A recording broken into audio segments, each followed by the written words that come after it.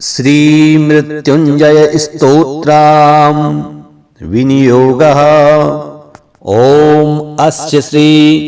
सदाशिव स्तोत्रमन्त्रस्य मार्कण्डेय ऋषिः अनुष्टुप् छन्दः। श्री सदाशिवो देवता गौरी शक्तिः मम समस्त मृत्यु शान्त्यर्थे पाठे विनियोगः। रत्नसानुसरासनं रजता दृशृङ्गनिकेतनं सेञ्जिनीकृतपन्नगेश्वर मच्युता नलसायकम् क्षिप्रदग्धपुरत्रयां त्रिदशालयैरभिवन्दितम् चन्द्रशेखरमाश्रये मम किं करिष्यति यमः। पञ्चपादप पुष्पगान्धिपदां भुजद्वयशोभितम् भाललोचनजातपावक दग्धमन्मथ विग्रहम् भस्मादिग्धकले वरं भवनाशिनं भवमव्ययम् चन्द्रशेखरमाश्रये मम किं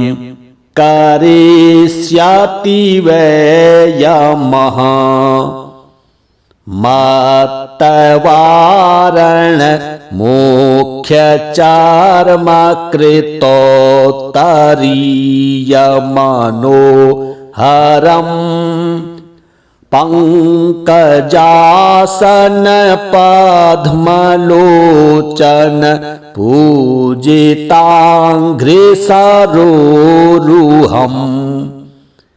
देवसिद्धतरं गिणीकर सिक्तशीतजटाधरम् चन्द्रशेखरमाश्रये मम किं करिष्यति वै यमः। कुण्डलीकृत कुण्डलीश्वर कुण्डलं वृषवाहनम् नारदादिमुनीश्वरस्तुत वैभवं भुवनेश्वरम् अन्धकान्तकमा श्रितामरपादपं समनान्तकम् चन्द्रशेखरमाश्रये मम किं करिष्यति वै यमः। यक्षराजसखं भगाक्षिहरं भुजङ्गविभूषणम् शैलराजसुता परिष्कृत चारुवामकलेवरम् स्वीडनीलगलं परस्वधारिणं मृगधारिणम्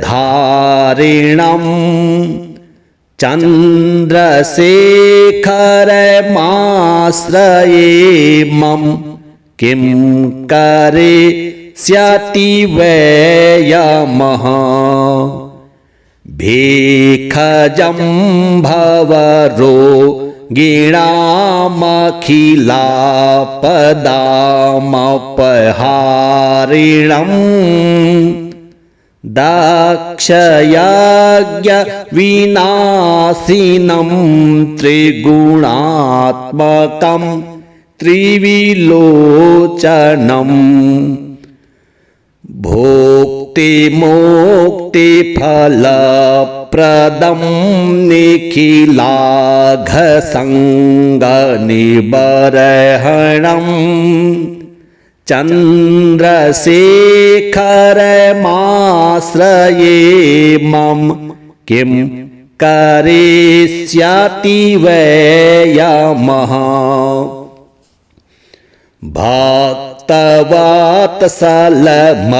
भक्तवत्सलमर्चतां निधिमक्षयं हरिदम्बरम् सर्वभूतपतिं परात्परम प्रमेयमनुपमम्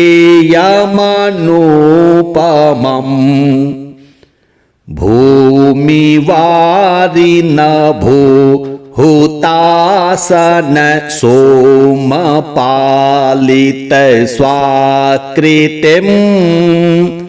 चन्द्रशेखरमाश्रये मम किं करिष्यति वै यमः विश्वसृष्टिविधायिनं पुनरेव पालन तत्परम् संहरन्तमथ प्रपञ्चम शेष लोकनिवासिनम्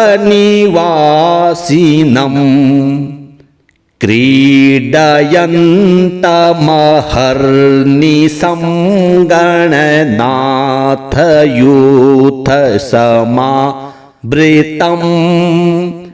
चन्द्रशेखरमाश्रये मम किं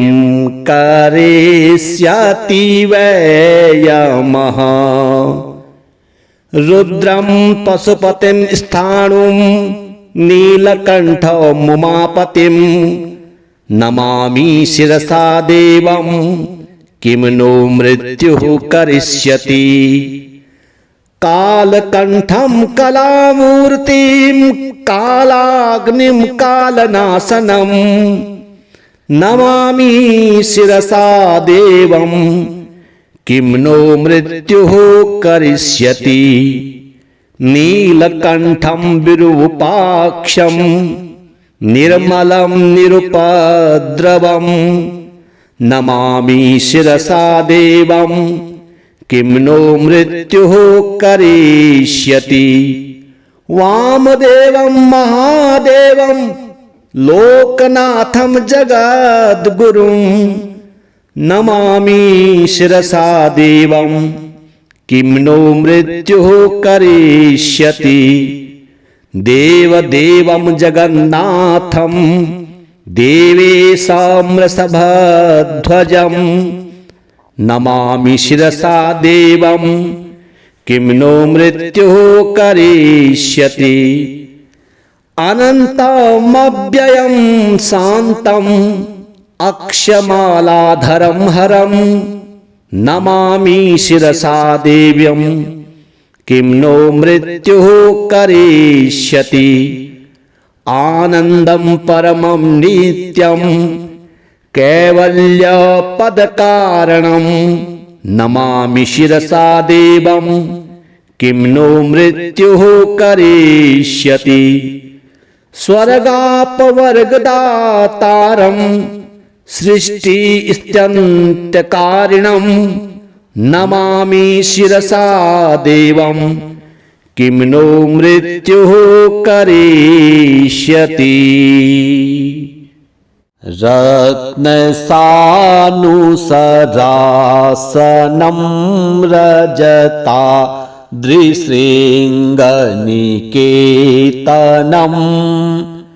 सेञ्जिनीकृतपन्नगेश्वर मच्युतानलसायकम्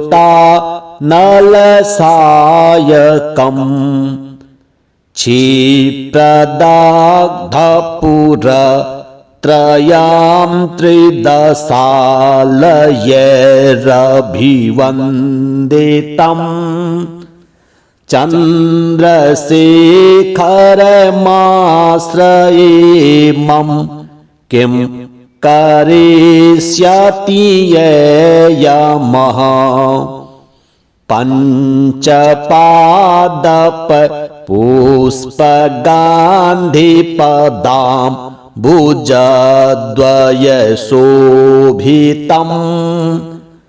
भाललोचनजातपावक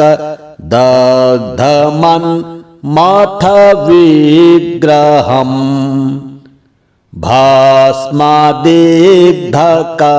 भस्मदिग्धकलेवरं भवनाशिनं भवमव्ययम् चन्द्रशेखरमाश्रयेमं किं करिष्यति वै यमः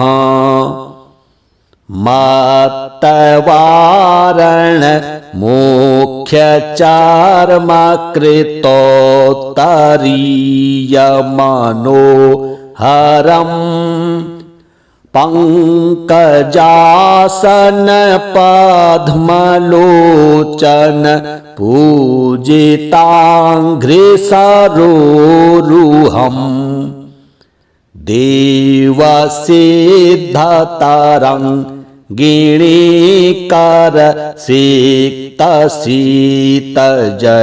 देवसिद्धतरङ्गिणीकरसिक्तशीतजटाधरम्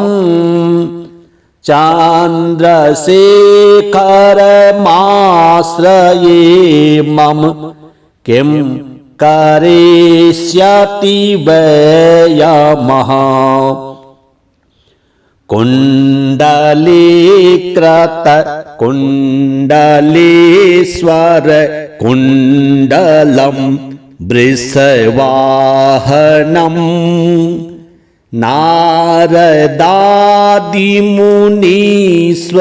नारदादिमुनीश्वरस्तुत वैभवं भुवनेश्वरम्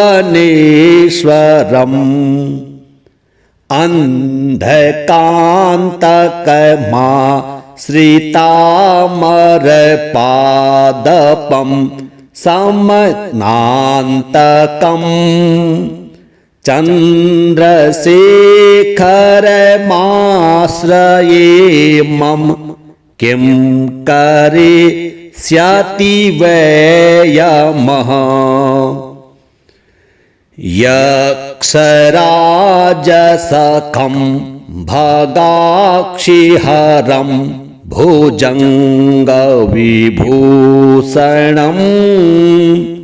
शैलराजसुता परिष्कृत चारुवामकलेवरम्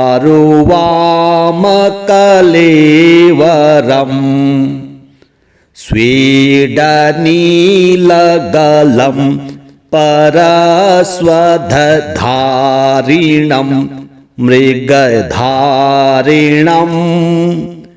चन्द्रशेखरमाश्रयेमं किं करिष्यति वै यमः भेखजं भवरोगिणामखिलापदामपहारिणम्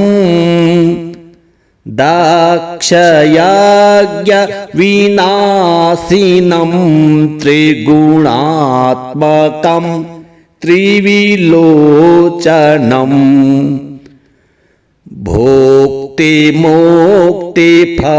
भोक्तिमोक्तिफलप्रदं निखिलाघसङ्गनिबर्हणम् चन्द्रशेखरमाश्रयेमं किं करिष्यति वै यमः भक्त तवातसलमर्चतां निधिमक्षयं हरिदम्बरम् सर्वभूतपतिं परात्परम प्रमेयमनुपमम् भूमिवारिनभो हुतासन सोमपालित स्वाकृतिम्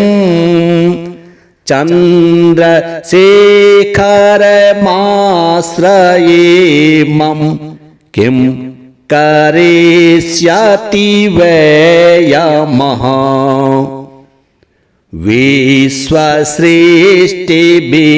विश्वसृष्टिविधायिनं पुनरेव पालन तत्परम् संहरन्तमथ प्रपञ्चम शेष लोकनिवासिनम् क्रीडयन्तमहर्निशं गणनाथ यूथ समावृतम् चन्द्रशेखरमाश्रयेमं किं करिष्यति वै यमः रुद्रं पशुपतिं स्थाणुं नीलकण्ठमुमापतिं नमामि शिरसा देवं किं नो मृत्युः करिष्यति कालकण्ठं कलामूर्तिं कालाग्निं कालनाशनं नमामि शिरसा देवं किं नो मृत्युः करिष्यति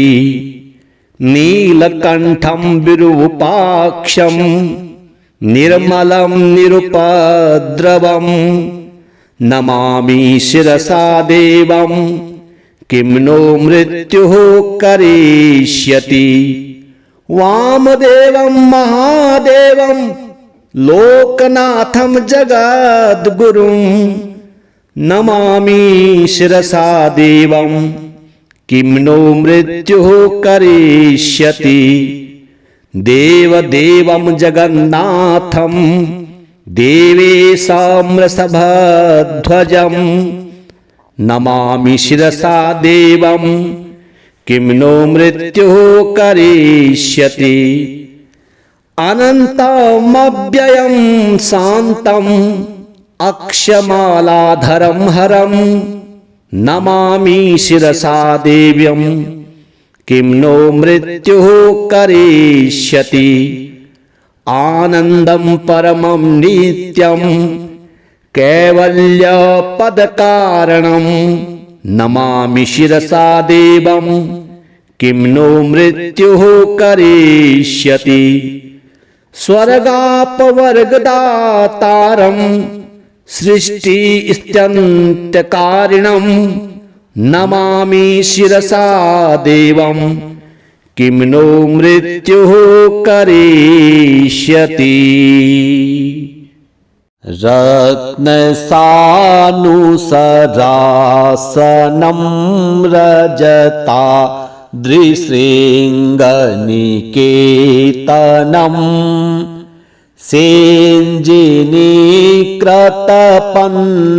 सेञ्जिनीकृतपन्नगेश्वर मच्युता नलसायकम् क्षिप्रदाग्धपुरत्रयां त्रिदशालयैरभिवन्दितम् चन्द्रशेखरमाश्रयेमं किं करिष्यति यमः पञ्चपादप पुष्पगान्धिपदां भुजद्वयशोभितं भाललोचन जात पावक दग्धमन् मथ विग्रहम् भस्मादिग्धकले वरं भवनाशिनं भवमव्ययम् चन्द्रशेखरमाश्रये मम किं करिष्यति वै यमः मत्तवारण मुख्यचार्मकृतोत्तरीयमनोहरम् पंकजासन पद्मलोचन पूजिताङ्घ्रिसरोरुहम् देवसिद्धतरङ्गिणीकर सिक्तशीतजटाधरम्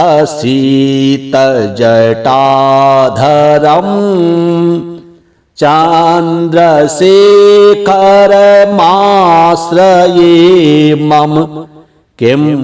करिष्यति वै यमः कुण्डलीकृत कुण्डलीश्वर कुण्डलं वृषवाहनम्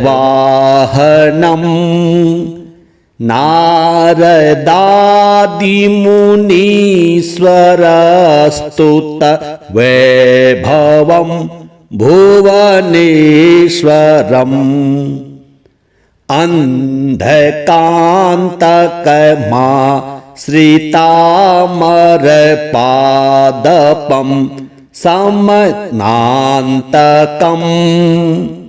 चन्द्रशेखरमाश्रये मम किं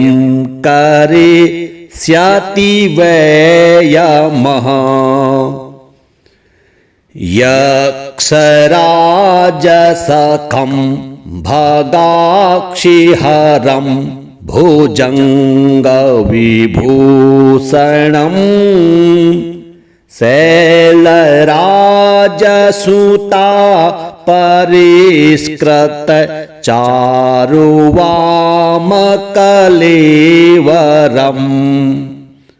स्वीडनीलगलं परस्वधारिणं मृगधारिणम् चन्द्रशेखरमाश्रये मम किं करिष्यति वै यमः भेखजं भवरोगिणामखिलापदामपहारिणम् दक्षयज्ञविनाशिनं त्रिगुणात्मकं त्रिविलोचनम्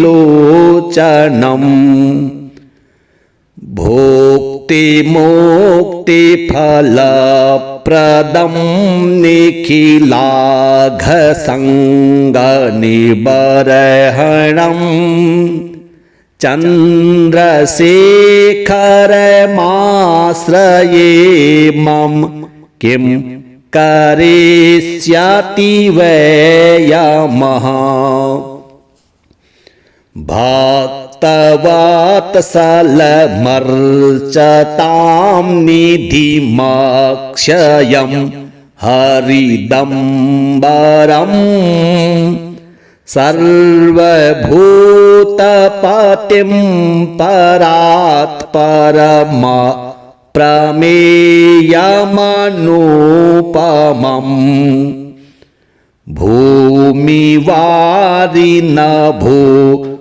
भूमिवारिनभूहुतासन सोमपालित स्वाकृतिम् चन्द्रशेखरमाश्रये मम किं करिष्यति वयमः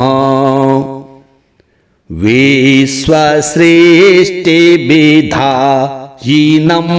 पुनरेव पालन तत्परम् संहरन्तमथ प्रपञ्चम शेष लोकनिवासिनम्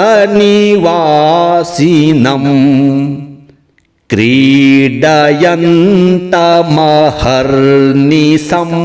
गणनाथ यूथ समावृतम् चन्द्रशेखरमाश्रयेमं किं करिष्यति वयमः रुद्रं पशुपतिं स्थाणुं नीलकण्ठमुमापतिं नमामि शिरसा देवं किं नो मृत्युः करिष्यति कालकण्ठं कलामूर्तिं कालाग्निं कालनाशनं नमामि शिरसा देवं किं नो मृत्युः करिष्यति नीलकण्ठं विरूपाक्षं निर्मलं निरुपद्रवं नमामि शिरसा देवं किं नो मृत्युः करिष्यति वामदेवं महादेवं लोकनाथं जगद्गुरुं नमामि शिरसा देवं किं नो मृत्युः करिष्यति देवदेवं जगन्नाथं देवेशं वृषभध्वजं नमामि शिरसा देवं किं नो मृत्युः करिष्यति अनन्तमव्ययं शान्तम् अक्षमालाधरं हरं नमामि शिरसा देव्यं किं नो मृत्युः करिष्यति आनन्दं परमं नित्यं कैवल्यपदकारणं नमामि शिरसा देवं किं नो मृत्युः करिष्यति स्वर्गापवर्गदातारं सृष्टिस्त्यन्तकारिणं नमामि शिरसा देवं किं नो मृत्युः करिष्यति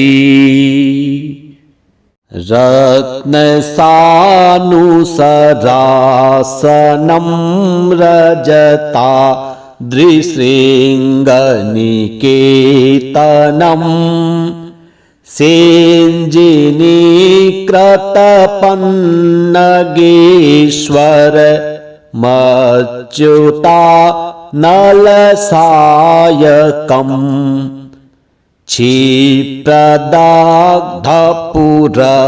क्षिप्रदग्धपुरत्रयां त्रिदशालयैरभिवन्दितम् चन्द्रशेखरमाश्रयेमं किं करिष्यति यमः पञ्चपादपपुष्पगान्धिपदां भुजद्वयशोभितं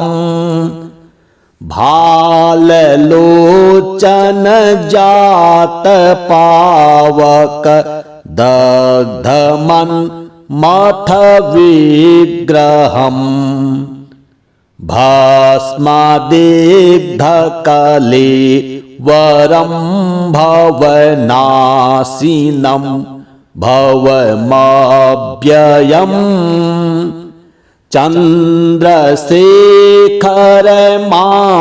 चन्द्रशेखरमाश्रयेमं किं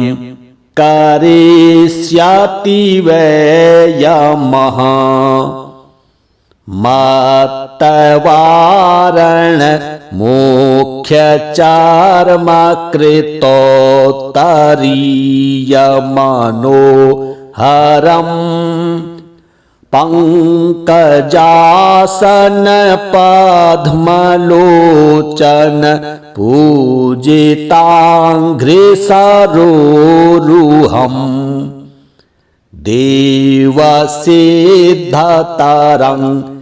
देवसिद्धतरङ्गिणीकर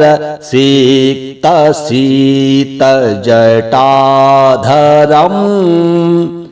चन्द्रशेखरमाश्रये मम किं करिष्यति वै यमः कुण्डलीकृत कुण्डलीश्वर कुण्डलं वृषवाहनम्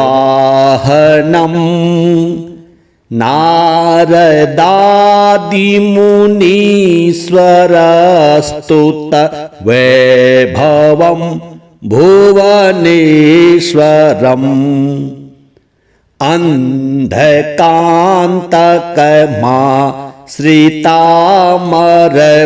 अन्धकान्तकमाश्रितामरपादपं समनान्तकम् चन्द्रशेखरमाश्रये मम किं करिष्यति वै यमः यक्षराजसखं भगाक्षिहरं भुजङ्गविभूषणम्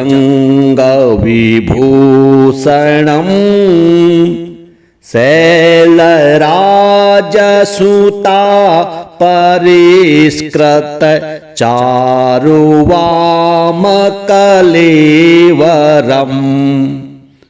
स्वेदनीलगलं परस्वधारिणं मृगधारिणम् चन्द्रशेखरमाश्रये मम किं करिष्यति वै यमः भेखजं भवरोगिणामखिलापदामपहारिणम् दक्षयज्ञविनाशिनं त्रिगुणात्मकं त्रिविलोचनम् भोक्तिमोक्तिफलप्रदं निखिलाघसङ्गनिबर्हणम् चन्द्रशेखरमाश्रये मम किं करिष्यति वै यमः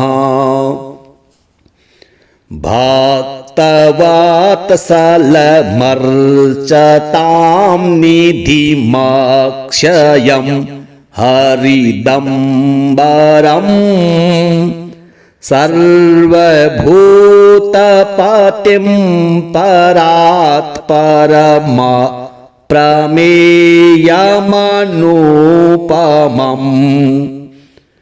भूमिवारिनभो हुतासन सोमपालित स्वाकृतिम् चन्द्रशेखरमाश्रये मम किं करिष्यति वै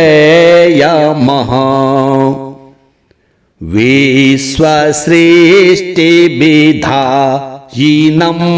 पुनरेव पालन तत्परम् संहरन्तमथ प्रपञ्चम शेष लोकनिवासिनम् क्रीडयन्तमहर्निशं गणनाथ यूथ समा वृतं चन्द्रशेखरमाश्रये मम किं करिष्यति वै यमः रुद्रं पशुपतिं स्थाणुं नीलकण्ठं उमापतिं नमामि शिरसा देवं किं नो मृत्युः करिष्यति कालकण्ठं कलामूर्तिं कालाग्निं कालनाशनं नमामि शिरसा देवं किं नो मृत्युः करिष्यति नीलकण्ठं विरूपाक्षं निर्मलं निरुपद्रवं नमामि शिरसा देवं किं नो मृत्युः करिष्यति वामदेवं महादेवं लोकनाथं जगद्गुरुं नमामि शिरसा देवं किं नो मृत्युः करिष्यति देवदेवं जगन्नाथं देवेशं वृषभध्वजं नमामि शिरसा देवं किं नो मृत्युः करिष्यति अनन्तमव्ययं शान्तम् अक्षमालाधरं हरं नमामि शिरसा देव्यं किं नो मृत्युः करिष्यति आनन्दं परमं नित्यं कैवल्यपदकारणं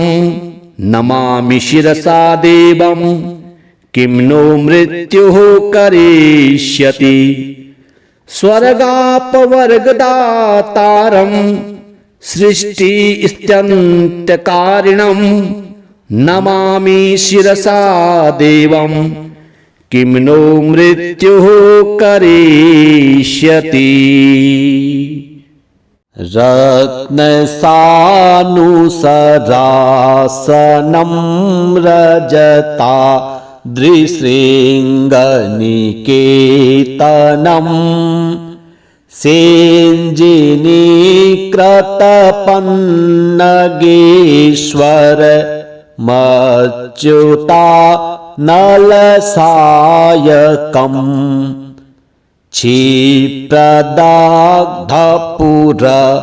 क्षिप्रदग्धपुरत्रयां त्रिदशालयैरभिवन्दितं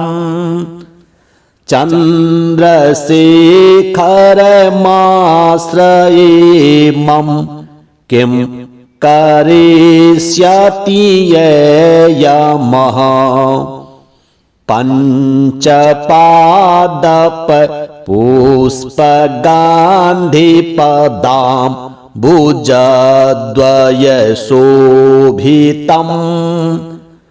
भाललोचनजातपावक दग्धमन्मथ विग्रहम् भस्मदिग्धकले वरं भवनाशिनं भवमव्ययम् चन्द्रशेखरमाश्रये मम किं करिष्यति वै यमः मत्तवारण मोक्षचार्मकृतोत्तरीयमनोहरम् पंकजासन पद्मलोचन पूजिताङ्घ्रिसरोरुहम्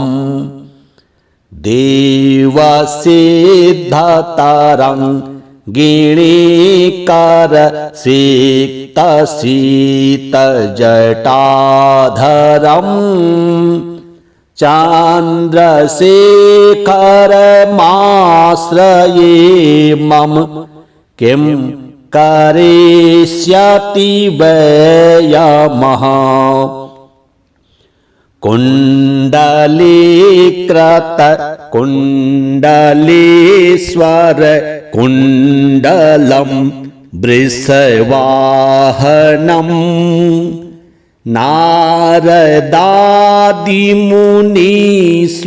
नारदादिमुनीश्वरस्तुत वैभवं भुवनेश्वरम्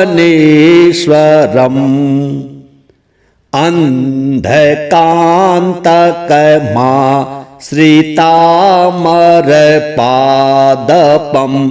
समनान्तकम् चन्द्रशेखरमाश्रये मम किं करिष्यति वै यमः यक्षराजसखं भगाक्षिहरं भुजङ्गविभूषणम् शैलराजसुता परिष्कृत चारुवामकलेवरम्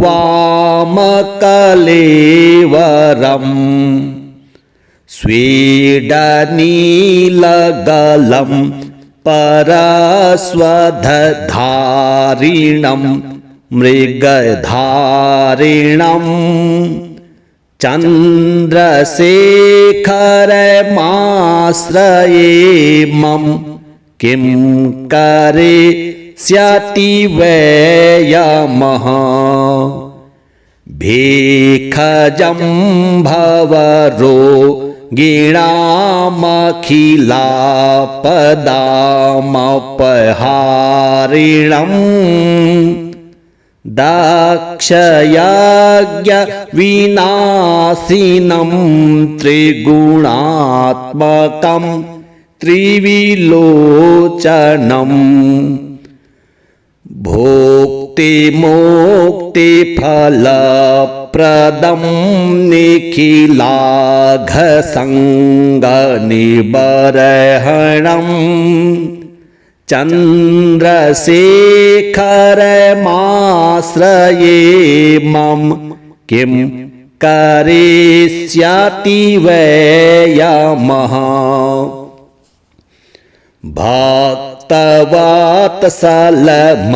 भक्तवत्सलमर्चतां निधिमक्षयं हरिदम्बरम् सर्वभूतपतिं परात्परम प्रमेयमनुपमम्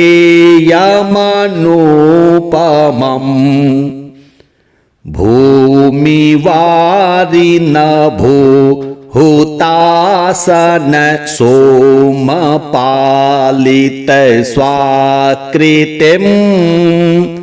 चन्द्रशेखरमाश्रये मम किं करिष्यति वै यमः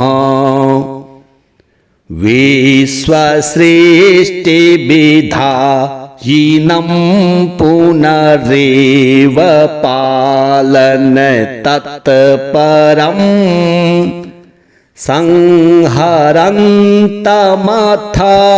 प्रपञ्चम शेष लोकनिवासिनम्